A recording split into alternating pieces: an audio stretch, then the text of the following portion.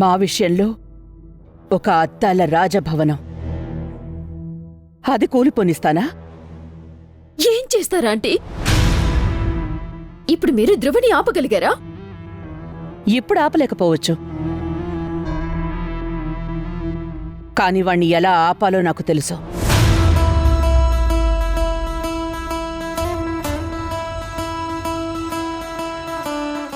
Order రెడీనా? Ready madam.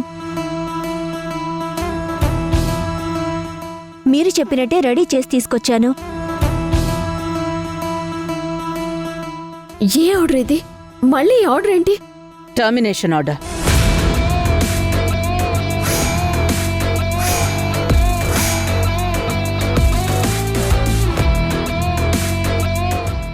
ఎవరిని terminate చేస్తున్నారు? చెప్పండి ఆంటీ, ఎవరిని టర్మినేట్ చేస్తున్నారు? ధ్రువాన్ని టర్మినేట్ చేస్తున్నాను. ఎస్టేట్లో బాధ్యతారాహిత్యంగా ప్రవర్తించినందుకు, తను ఈ కంపెనీని సమర్థవంతంగా నడపలేడు అని వెరిఫికేషన్లో తెలిసాక తనని ఈ కంపెనీ నుంచి తొలగించాలని నేను ఆర్డర్స్ పాస్ చేస్తున్న టర్మినేషన్ లెటర్ అది.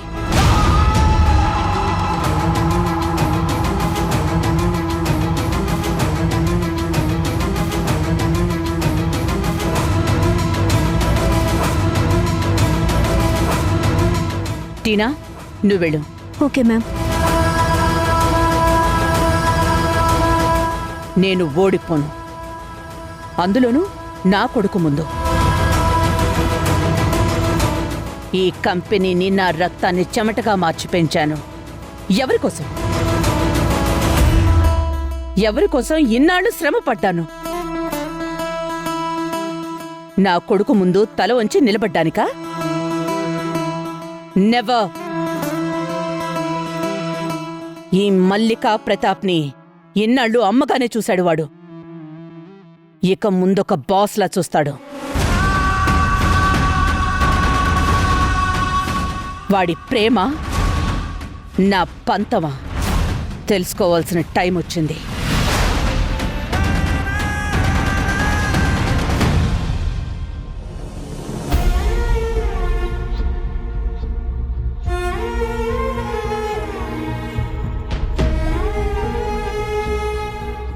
ఏంటి వసుంధర అలా ఉన్నావు? నిన్ను ఇంట్లో ఉంచకుండా తిరిగి హాస్టల్లో డ్రాప్ చేస్తున్నానని బాధగా ఉందా? ఇప్పుడు నాకే దిక్కు లేదు సార్, ఏ నీడ లేదు. మీరెక్కడికి తీసుకువెళితే అక్కడికి వెళ్లాల్సిందే. ప్లీజ్ వసుంధర అలా మాట్లాడుకు. ఈ పెళ్లి జరగని అన్నీ అవే సర్దుకుంటాయి. నాకలా అనిపించడం లేదు సార్. మీ అమ్మగారు ఆవేశంలో ఏం నిర్ణయం తీసుకుంటారోనని భయంగా ఉంది. అలా ఎప్పటికీ జరగదు. జరిగినా దాన్ని ఎలా ఎదుర్కోవాలో నాకు ప్లాన్ ఉంది. నువ్వు కంగారు పడుకో. మీ నాన్నకి నువ్విచ్చిన మాటని నేను నిలబెట్టుకుంటాను. మీరు మా నాన్నకి అబద్ధం చెప్పారు.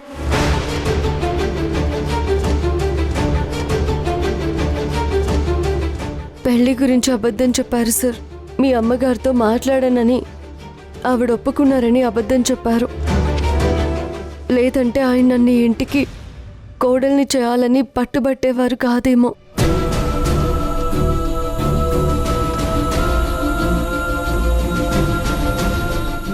ఇప్పుడు జరుగుతున్న విషయాలు మా నాన్న ఆత్మకి కూడా శాంతి కలిగించవు సార్. దయచేసి తిరిగి నన్ను ఎస్టేట్కి పంపించేయండి.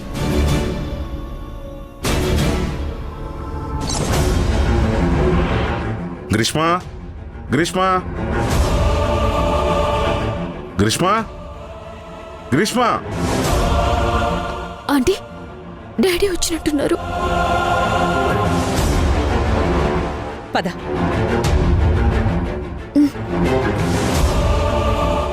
గ్రీష్మ, గ్రీష్మ, గ్రీష్మ.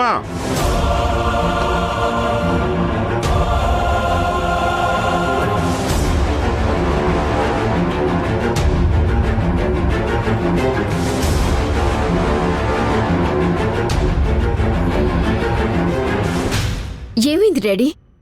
ఎందుకలా అరుస్తున్నారు? పద ఇంటికి వెళ్దాం.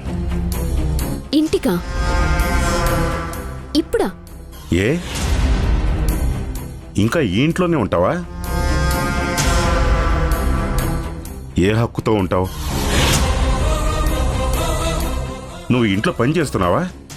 డాడీ,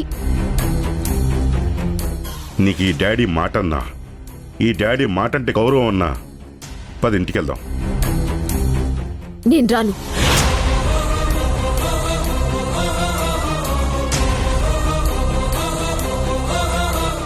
నా కోసం మల్లిక ఆంటీ తన కొడుకుతో యుద్ధం చేస్తోంది. ఆంటీని వదిలిపెట్టి నేను రాలేను.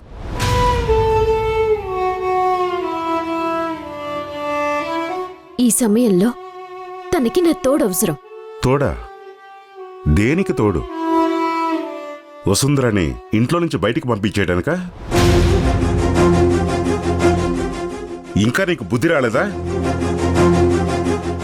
ఆ పిల్ల మనసు బంగారం. తనని మీరు నిప్పుల్లో తొయ్యాలని చూసినా అగ్ని ప్రవేశం చేసిన సీతలాగా పవిత్రంగా తిరిగొస్తుంది.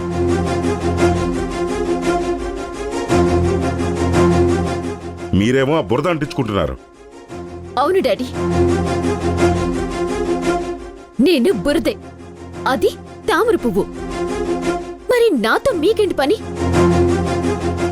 మీ మానస పుత్రిక ఉంది కదా, వెళ్ళి దాన్ని ఇంట్లో పెట్టుకోండి. బేబీ అలా మాట్లాడుకో.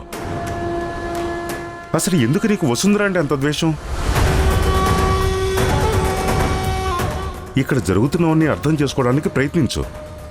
నేను కాదు డాడీ, నన్ను మీరు అర్థం చేసుకోవటానికి ప్రయత్నించండి. నన్ను బలవంతంగా తీసుకొని వెళ్ళటానికి ప్రయత్నిస్తే సూసైడ్ చేసుకొని చచ్చిపోతాను.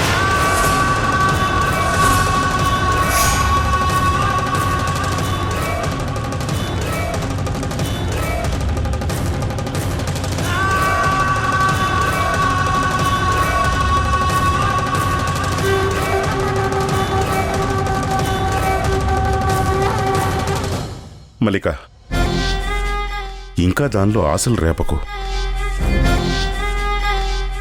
ఇప్పుడు అది నన్ను బెదిరించడానికన్నా నిజంగానే తన ఇంట్లో నుంచి శవమయ్యే బయటకు వస్తుందేమో. అది నాకు భయంగా ఉంది.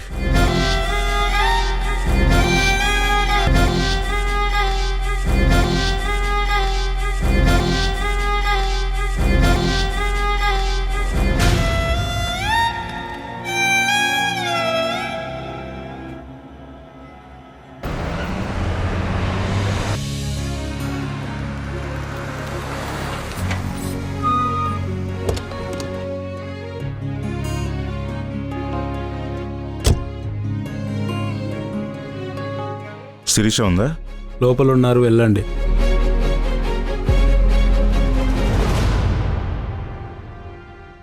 ఇది మిమ్మల్ని బాధ పెట్టడానికి అనడం లేదు సార్.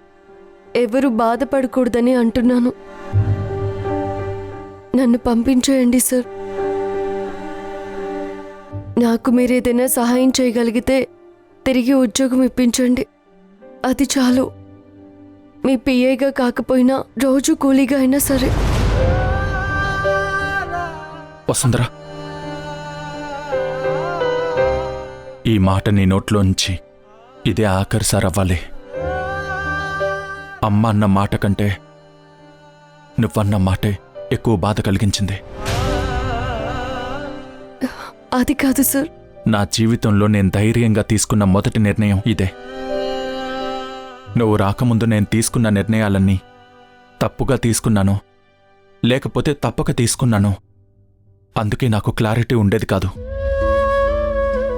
కానీ నీ విషయంలో నేను ఫుల్ క్లారిటీతో ఉన్నాను. నా జీవితంలో నీ విలువేంటి అనేది నేను నీకు అర్థమయ్యేలా చెప్పలేకపోవచ్చు. నేను చేసిన పనుల వల్ల నీకు నమ్మకం కుదురుండకపోవచ్చు. కానీ ఇక నీ చేయి వదలడం అంటే నేను చచ్చిపోయానని అర్థం. వసుంధరా, సార్, నేను నిన్నెప్పుడూ వేరుగా చూడలేదు వసుంధరా. నా ఉద్దేశంలో నేను అంటే మనిద్దరమని. నాకు నీతో మానసికంగా ఎప్పుడో పెళ్ళైపోయింది. నేను చేసే ఈ యుద్ధం నీకోసం కాదు, నా కోసం. Hope you understand. మళ్ళీ చెప్తున్నాను, ఇంకెప్పుడు నేను వెళ్ళిపోతాను, నన్ను పంపించేయండి ఇలాంటి మాటలు నువ్వు అనకూడదు, నేను వినకూడదు. సరేనా?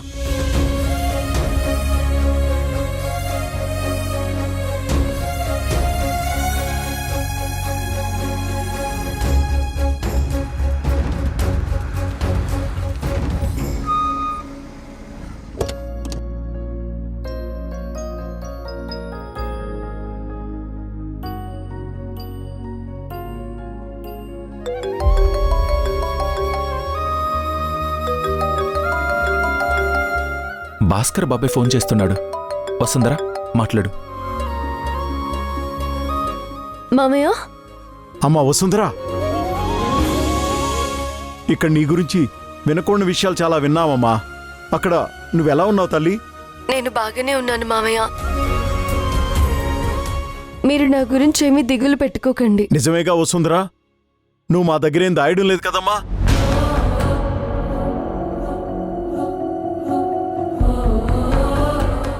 గ్రీష్మని సార్ పెళ్లి చేసుకుంటున్నారని విన్నావమ్మా? అలా ఏం లేదు మామయ్య. ధ్రువ సార్ నా పక్కనే ఉన్నారు. మీకు మాటిచ్చినట్టే నన్నే పెళ్లి చేసుకుంటున్నారు.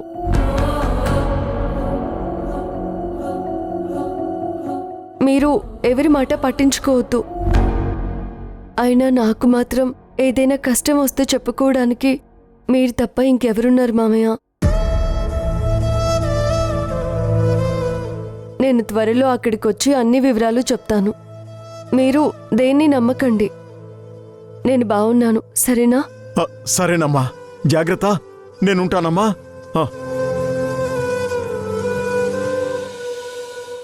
థ్యాంక్స్ వసుంధరా, జాగ్రత్త.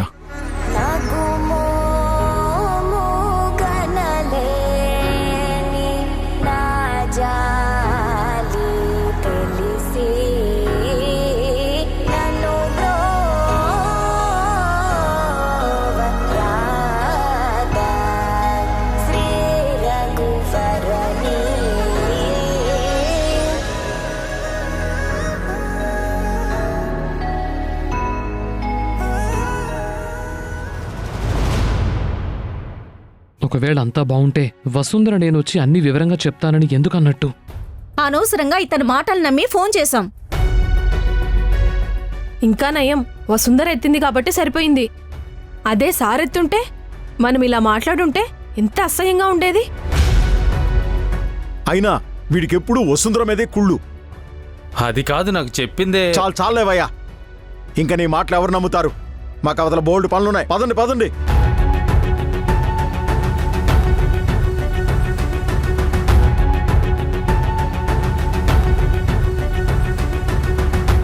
ఇదిగో కార్తీక్, నాకు చెప్పిందే నేను చెప్పాను, అదే నిజం. ఛీ!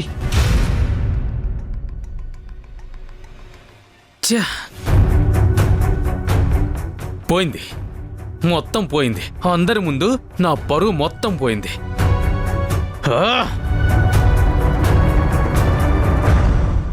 వసుంధరా, నీకోసం ఎవరో రాజీవ్ గారంట వచ్చారు. రాజీవ్ సార్ వచ్చారా? ఎక్కడున్నారు?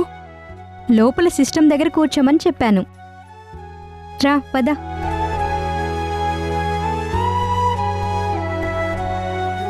రాజీవ్ సార్. అమ్మా వసుంధరా, బాగున్నావా? బాగున్నాను సార్. అక్క, ఈయనే రాజీవ్ సార్ అంటే. నమస్తే అమ్మా. నమస్తే అండి. Chief financial officer. ఓ, కానీ నాకు మాత్రం దేవుడితో సమానం.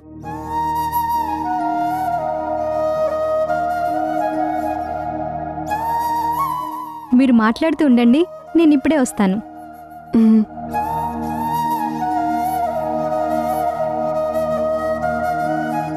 చూడమ్మా వసుంధరా,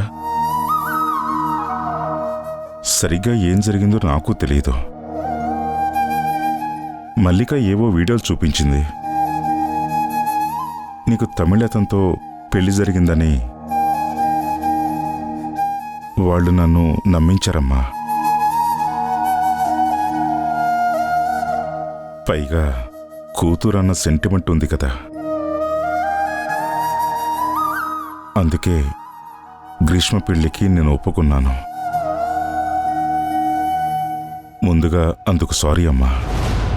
అయ్యయ్యో, ఏంటి సార్ ఇది? మీరు సారీ చెప్పడం ఏంటి? దేవుడు సారీ చెప్తాడా ఎప్పుడైనా?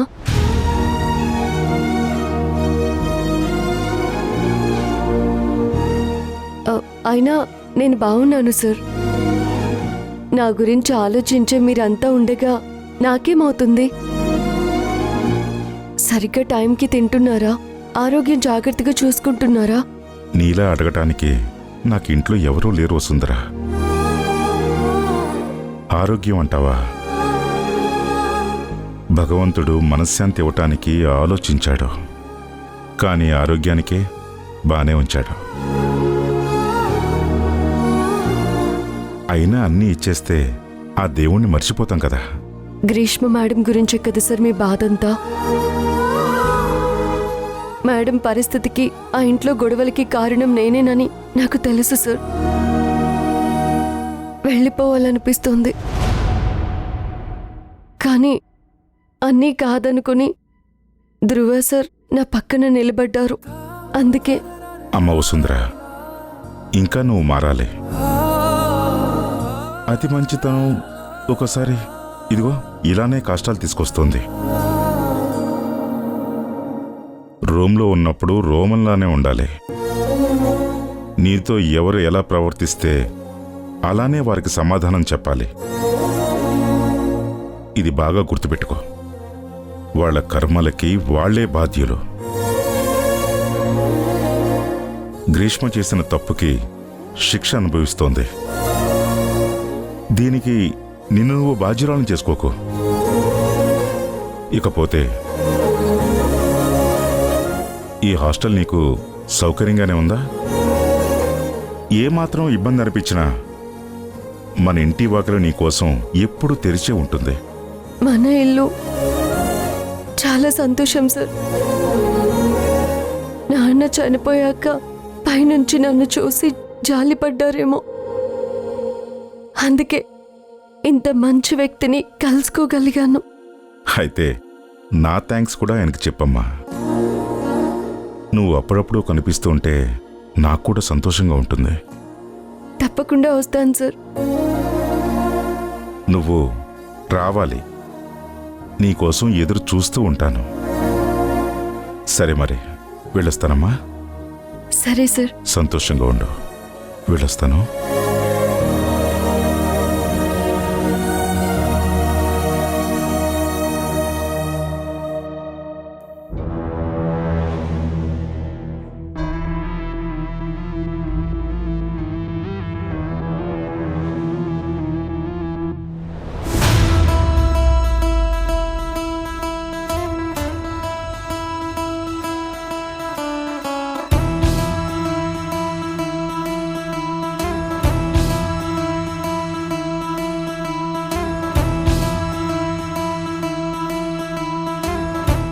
మీకు మాట ఇచ్చినట్టే నన్నే పెళ్లి చేసుకుంటున్నారు.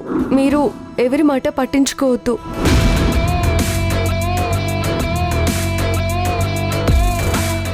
ఈ నెల 27వ తేదీన ఇదే ఆడిటోరియంలో నేను వసుంధరని పెళ్లి చేసుకుంటున్నాను.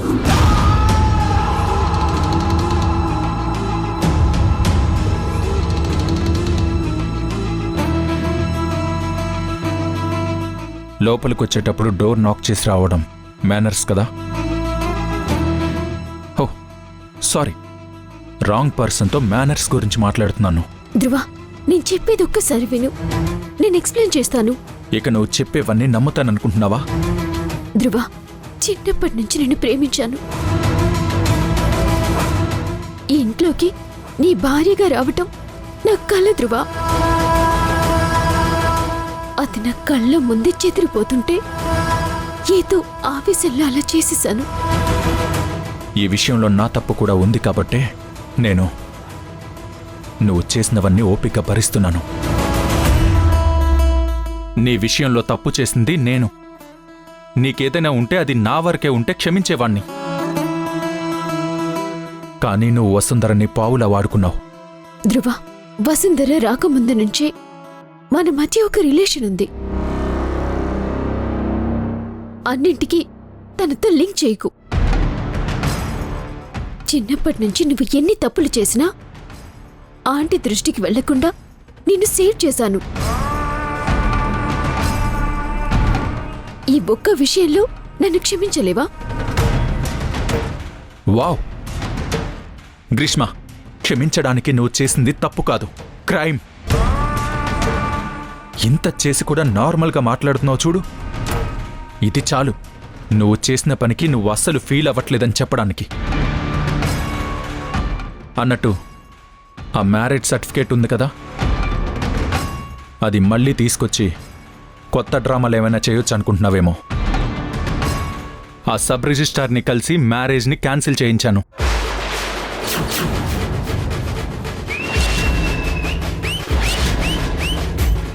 ఇంకా మా విషయంలో ఎక్కువ ఇన్వాల్వ్ అయితే వసుంధరతో చీటింగ్ కేసు పెట్టిస్తాను.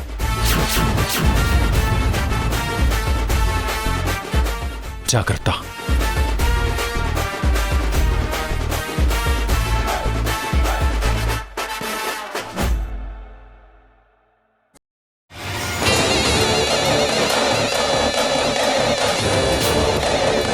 నువ్వు నన్ను ఇంత మాదిరి మోసం చేయొచ్చా పొండట్టి? పద వెళ్దాం.